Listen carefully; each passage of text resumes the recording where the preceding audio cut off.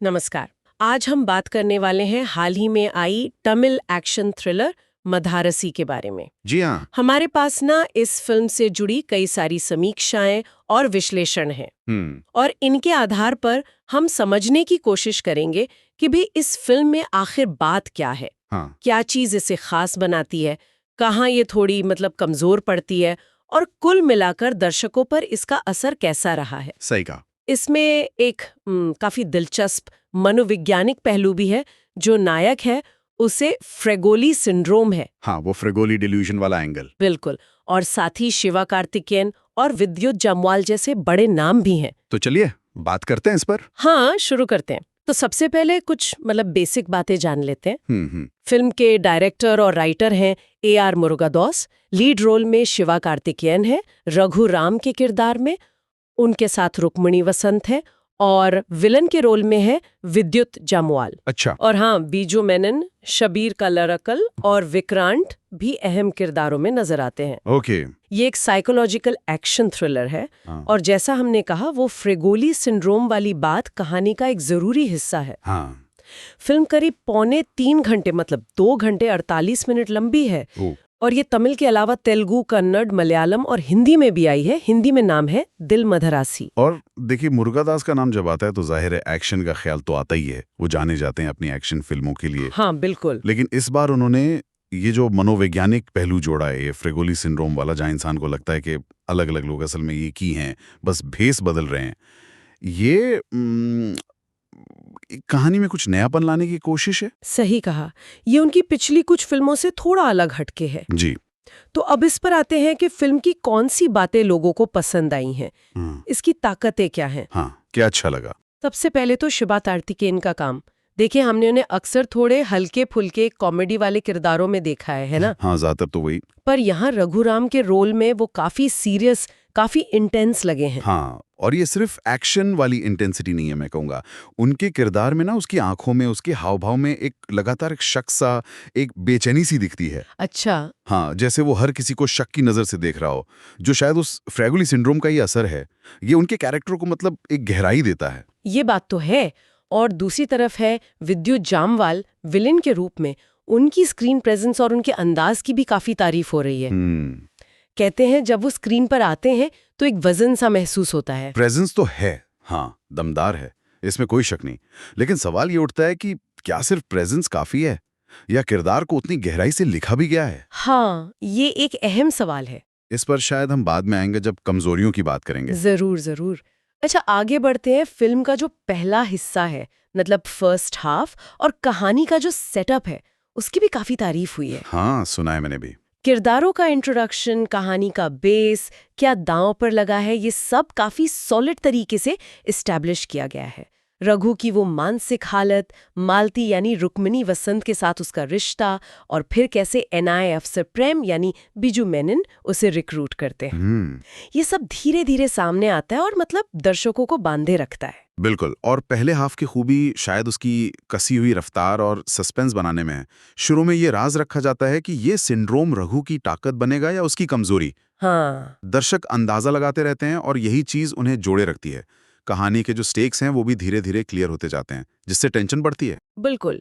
और इंटरवल से ठीक पहले के कुछ सीन्स तो वाकई कमाल के बताए जा रहे हैं। जैसे वो अस्पताल वाला सीक्वेंस है, स्कूल में जो शूट आउट होता है, और एक बहुत जरूरी फोन कॉल वाला सीन। हाँ, इनमें डायरेक्शन काफी अच्छा है और ये तनाव को एकदम पीक पर ले जाते हैं। उन सीन्स में मेरा मानना है एक्शन और थ्रिल का एक अच्छा बैलेंस है। वो सिर्फ धमाके या मारधाड़ नहीं है। सही। उनमें एक इमोशनल टेंशन भी है, खासतौर पे वो स्कूल वाले सीन में। वो काफी असरदार था। हाँ, एक्शन के बात निकली तो विजुअल्स और एक्शन कोरियोग्राफी पर भी आते हैं। जी। कहा जा रहा है कि एक्शन सीन बड़े पर्दे पर देखने लायक है, काफी स्टाइलिश और इम्प्रेसिव है। कुछ फाइट सीक्वेंस भी अच्छे कोरियोग्राफ किए गए हैं। हाँ, इसमें सिनेमाटोग्राफर सुदीप इलामोन का काम वाकई उभर कर आता है। खास तौर पर जो हाई ऑक्टेन तेज रफ्तार वाले एक्शन सीन है, उनमें कैमरा वर्क काफी डायनामिक है। वो एक्शन को भव्य बनाने में मदद करता है। और सिर्फ एक्शन ही नहीं, फिल्म एक कोशिश करती है तमिलनाडु में गन कल्चर और उसके खतरों जैसे एक सामाजिक मुद्दे को छूने की। ये इसे सिर्फ एक मसाला फिल्म से कुछ ज्यादा बनाने का प्रयास लगता है ना? हाँ, किसी कंटेम्परेरी सोशल इशू को कहानी में डालना फिल्म को रेलेवेंट बनाने की एक कोशिश तो है, लेकिन सवाल यह है कि क्या वो मुद्दा कहानी का एक ज़रूरी हिस्सा बन पाता है या सिर्फ ऊपर ऊपर से छूकर निकल जाता है। अच्छा। जैसे वो फ्रेगोली सिंड्रोम वाला एंगल है, वैसे ही ये भी एक दिलचस्प एलिमेंट है, पर वो कितना गहरा है इस पर बहस हो सकती है। सही कहा। तो ये तो हुई अच्छी बातें, लेकिन जैसा आपने पहले इशारा किया था, हर कहानी के दो पहलू होते हैं। जी हाँ। अब जरा उन चीजों पर आते हैं जहां फिल्म थोड़ी कमजोर पड़ती है या जिनकी आलोचना हो रही है, और सबसे ज्यादा उंगलियां उठी हैं दूसरे हाफ और क्लाइमैक्स पर। हाँ, अक्सर ऐसा होता है। एक जोरदार इंटरवल के बाद कहानी थोड़ी ढीली पड़ जाती है। यहाँ भी यही शिकायत आम है। बिल्कुल। कहा जा रहा है कि इंटरवल के बाद फिल्म की रफ्तार धीमी हो जाती है, कहानी काफी प्रिडिक्टेबल हो जाती है, मतलब अंदाजा लगाना आसान हो जाता है कि आगे क्या होगा।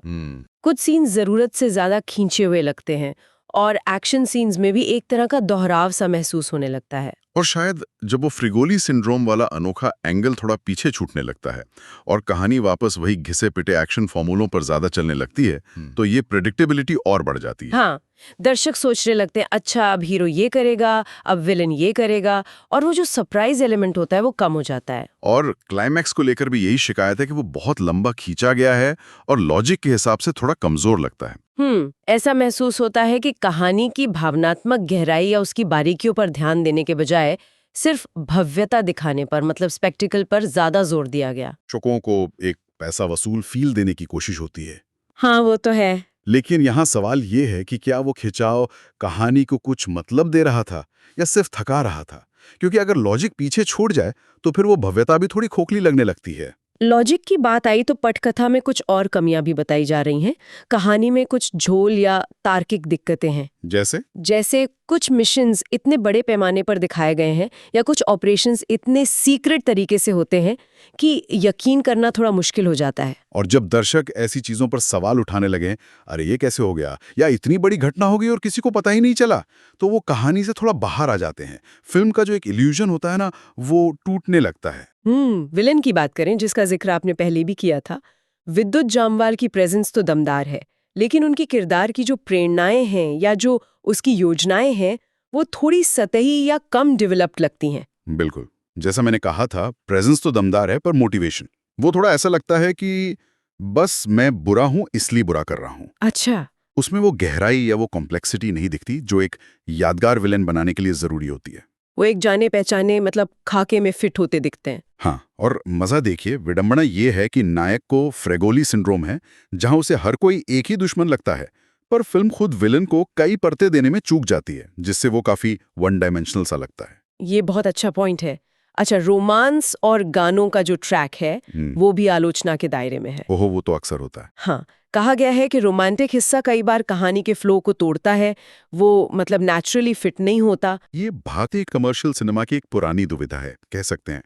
गाने और रोमांस अक्सर फॉर्मूले का हिस्सा होते हैं, भले ही वो थ्रिलर जैसी जॉनर के पेस को थोड़ा डिस्टर्ब करते हो। यहाँ भी शायद यही हुआ कि गाने फिट करने की कोशिश की गई, लेकिन वो कहानी में ऑर्गेनिक तरीके से घुल-मिल नहीं पाए। हाँ, गानों को अनावश्यक और भूल जाने लायक कहा गया है। अनिरुद्ध रविचंद्र का संगीत मतलब टेक्निकली भले ही ठीक हो, पर यादगार धुनों की कमी महसूस होती है, खासकर उनसे जो उम्मीदें होती हैं। बैकग्राउंड स्कोर भी हमेशा वो टेंशन बढ़ाने या मूड सेट करने में कामयाब नहीं होता। और म्यूजिक एक्शन फिल्मों का एक बहुत अहम हिस्सा होता है। एक अच्छा बैकग्राउंड स्कोर सीन को उठा सकता है, और एक यादगार गाना फिल्म खत्म होने के बाद भी जुबान पर रह जाता है। अगर ये दोनों चीजें थोड़ी कमजोर हों तो फिल्म का असर कम हो जाता है। सही बात है। फिल्म की लंबाई करीब 2.25 घंटे, ये भी एक मुद्दा है। हाँ, काफी लंबी है। कई लोगों का मानना है कि एडिटिंग और कसी हुई होनी चाहिए थी, खासकर दूसरे हाफ में। कुछ एक्शन सीन्स भी बेवजह लंबे लगते हैं। थ्रिलर जॉनर में कसावट मतलब टाइटनेस बहुत जरूरी है। हर सीन, हर मिनट या तो कहानी को आगे बढ़ाए या किरदार को डेवलप करे। अगर फिल्म लंबी लगने लगे, खासकर बीच में, तो दर्शक बोर हो सकता है। यहाँ शायद कुछ सीन्स को छोटा किया जा सकता था या शायद हटाया भी जा सकता था। और आखिर में एक सवाल उठता है नवीनता की कमी का। देखिए, फ्रिगोली सिंड्रोम वाला एंगल नया जरूर है, कोशिश अच्छी है। हाँ, वो तो है। लेकिन कई समीक्षकों को लगा कि कुल मिलाकर फिल्म मुरुगादास के पुराने आजमाए हुए फॉर्मूले पर ही ज्यादा टिकी हुई है, जैसा हमने गजनी या थुपक्की में देखा था। कुछ खास नया पेश नहीं किया गया। ये एक एस्टैब्लिश डायरेक्टर के लिए हमेशा एक चैलेंज होता है। क्या वो अपनी पिछली सफलताओं के फॉर्मूले को दोहराएं या कुछ नया करने का रिस्क उठाएं? सही कहा। और यहाँ लगता है कि इन्होंने मनोवैज्ञानिक एंगल का तड़का तो लगाया, लेकिन जो ओवरऑल स्ट्रक्चर था वो काफी हद तक वही पुराना रखा, और दर्शकों को खासकर मुर्गादौस जैसे बड़े नाम से कुछ ज्यादा ओरिजिनल की उम्मीद हो सकती है। तो इन सब बातों को ध्यान में रखते हुए फिल्म को कुल मिलाकर कैसी प्रतिक्रिया मिली है? जैसा कि पता चल रहा है, रिएक्शन काफी मिक्स्ड रहा है। हाँ, मिला जुला। कुछ ने इसे औसत से बेहतर माना है, कुछ ने औसत या उससे भी कम। अगर रेटिंग्स की बात करें तो ये मोटे तौर पर 5 में से 2.5 से 3 स्टार के बीच झूलती नजर आती है। हाँ, जो दिखाता है कि लोगों की राय काफी बटी हुई है। बिल्कुल। बॉक्स ऑफिस पर ऑफ कोर्स इसने कथित तौर पर दुनिया भर में 100 करोड़ रुपए से ज्यादा की कमाई कर ली है, जो एक ठीक-ठाक कमर्शियल सक्सेस तो मानी जा सकती है। हाँ, नंबर तो ठीक है। और इससे मुरुगादौस की पिछली कुछ फिल्मों जिनकी काफी आलोचना हुई थी, उनसे बेहतर जरूर माना जा रहा है। तो एक तरह से ये उनकी वापसी तो है, पर शायद उतनी धमाकेदार नहीं जितनी उम्मीद की जा रही थी। तो सार मतलब निचोड़ ये निकलता है कि मद्रासी एक मिली-जुली सी पोटली है। इसमें शिवा कार्तिकेयन का दमदार परफॉर्मेंस है, विद्युत की स्क्रीन प्रेजेंस है, एक कसा हुआ पहला हाफ है और कुछ आकर्षक एक्शन सीक्वेंस भी हैं। ये इसकी खूबियां हैं। हाँ। लेकिन दूसरी तरफ एक धीमा और प्रिडिक्टेबल दूसरा हाफ है, कहानी में लॉजिकल कमियां हैं, संगीत औसत है और फिल्म जरूरत से ज्यादा लंबी है। ये इसकी कमजोरियां हैं। ये उन दर्शकों को शायद पसंद आए जो एक stylish hero versus villain action film देखना चाहते हैं और जाने पहचाने फॉर्मूले से उन्हें कोई परहेज नहीं है। हाँ। शिवा कार्तिकेयन का नया अवतार और एक्शन का जो पैमाना है वो उन्हें खींच सकता है, लेकिन अगर कोई दर्शक बहुत कसी हुई कहानी, गहरी इमोशनल परतें या कुछ वाकई नया और अनप्रेडिक्टेबल ढूंढ रहा है तो उसे शायद थोड़ी निराशा हाथ लगे, खासकर दूसरे हाफ में। वो जो 35 वाली औसत रेटिंग है वो शायद इसी अनइवननेस को, इसी उतार चढ़ाव को दर्शाती है। फिल्म में कोशिश दिखती है, कुछ पल अच्छे भी हैं, पर ये पूरी तरह से संतुष्ट नहीं कर पाती। तो मद्रासी के इस विश्लेषण से हमने क्या सीखा?